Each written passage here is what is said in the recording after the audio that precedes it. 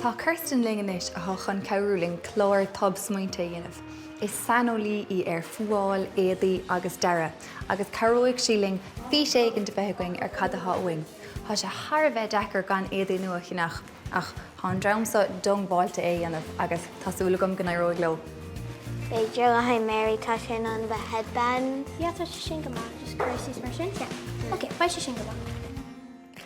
Is maithan rud é do chruthachta úsáid chun mar aisin a hachant. Gan an rud is déanaí a chinach sa siopa. Ábhraí an tíl is grúpa an-chruthaitheach é seo. Wow, tá íomhána úntacha go bhain seo. An garíonn sé seo libh? Carann sé mar tá gach rud atá aringinmh léirthe amachchan seo, so tá picturí a gin an seo den na daltaí agus na colla a bhaid acu.